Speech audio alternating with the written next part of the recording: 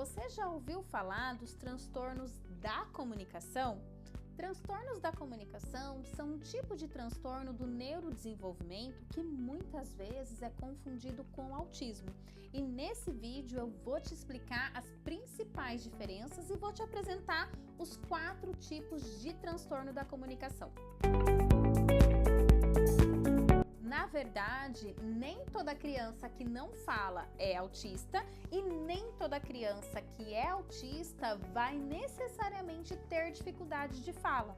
Quando a criança apresenta apenas a dificuldade de fala, a gente não diz do autismo. O autismo ele precisa, para ter um bom diagnóstico, um diagnóstico adequado, de vários outros critérios. O que a gente coloca como critério ou como diagnóstico para crianças que têm dificuldade de comunicação, mas não outras características do autismo, é o transtorno da comunicação.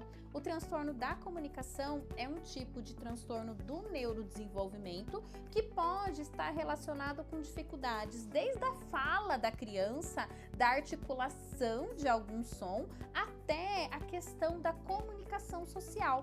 E na verdade é sobre esses fatores que a gente diz que se processam os 4 principais subtipos de transtornos da comunicação. O primeiro deles, como eu coloquei para vocês, é o que a gente chama de transtorno da linguagem. É quando a criança tem dificuldade para compreender ou para expressar a linguagem falada, né? Não só linguagem, quando a gente fala de linguagem, a gente entende que a linguagem pode ser verbal ou não verbal, mas muitas vezes a criança, quando apresenta um transtorno de linguagem, ela tem essa dificuldade persistente na aquisição e no uso da linguagem nas suas diferentes modalidades, não só a linguagem verbal, mas também a linguagem não verbal. E aí, essa criança ou esse adolescente apresenta o quê?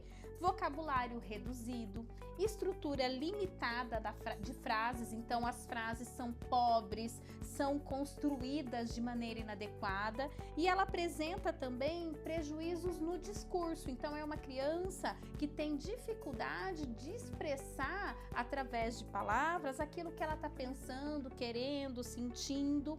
E, como eu disse para vocês, essa criança ela pode ter dificuldade tanto na linguagem receptiva quanto expressiva. Receptiva é entender o que está sendo dito para ela através da linguagem.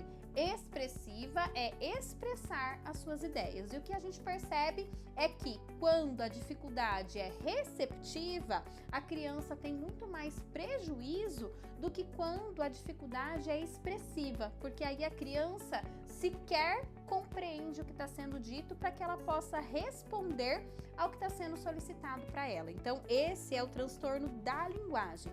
Mas, além do transtorno da linguagem, a gente tem também o transtorno da fala, que fala é uma das modalidades, né, da linguagem, é a linguagem oral. Então, no transtorno da fala, a criança tem dificuldade na linguagem oral. Então, ela não consegue fazer determinados sons, ela repete sílabas, ela pode ter dificuldades na articulação mesmo de alguns sons e com isso ela tem dificuldade de ser compreendida e de através dessas variações aí de fala, através dessas deficiências, ela tem dificuldade de interagir na vida em sociedade. Mas para que a gente possa falar de um transtorno de fala, a gente precisa também aqui descartar algum tipo de deficiência intelectual e algum tipo também de deformidade, como por exemplo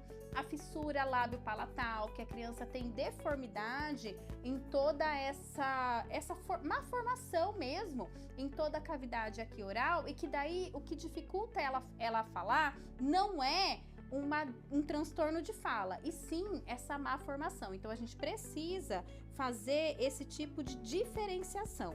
E aí, falando ainda desta fala e dessas dificuldades de fala, a gente tem um terceiro tipo de transtorno que a gente diz que é o transtorno da fluência ou a gagueira, que é quando a pessoa consegue falar, ela consegue se expressar verbalmente, mas ela acaba fazendo o quê?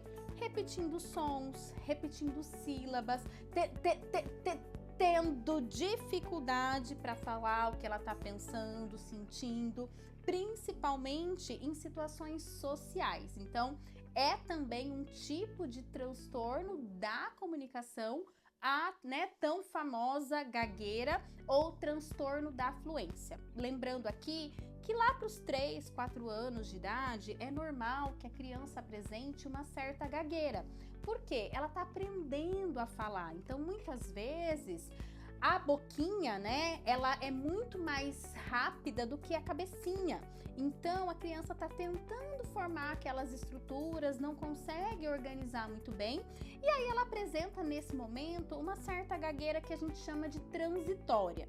Mas o que é preciso observar é que é uma gagueira transitória, enquanto a criança coordena a boca com o cérebro. Mas se essa gagueira não passar, é muito importante a gente procurar um profissional responsável, um profissional adequado para poder avaliar e intervir com relação aos transtornos da comunicação do tipo gagueira, que é o nosso terceiro tipo de transtorno da comunicação. Indo agora para o quarto tipo, que é o transtorno da comunicação social. Lembra que eu falei para vocês? A comunicação é muito mais do que só falar. Então, a pessoa ou a criança ou adolescente que tem o transtorno da comunicação social, ele até fala, mas qual é a dificuldade em usar a linguagem como uma ferramenta de interação social?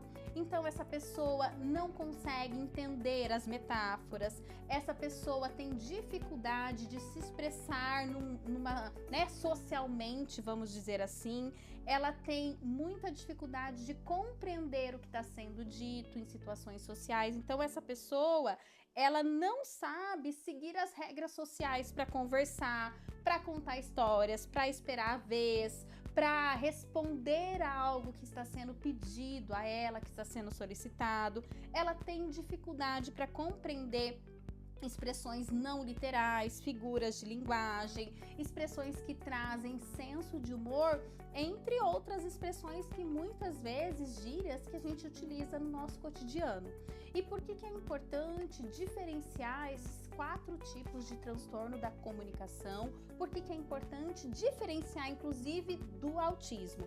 Porque é o que eu digo sempre. Primeiro, um único sintoma não faz diagnóstico. E para que a gente possa ter uma boa intervenção, é preciso realizar uma boa avaliação diagnóstica. E se você quer saber mais sobre avaliações e intervenções com crianças, adolescentes e suas famílias, já sabe, é só se inscrever aqui no canal, porque toda semana nós temos conteúdo de qualidade para você. E não se esquece de ativar o sininho para você ser avisado sempre que tiver um novo conteúdo, um novo vídeo disponível aqui. E além de conteúdo toda semana aqui no YouTube, você pode também me seguir lá no @.danifioravante, porque lá no Instagram eu estou todos os dias postando muito conteúdo de qualidade para você.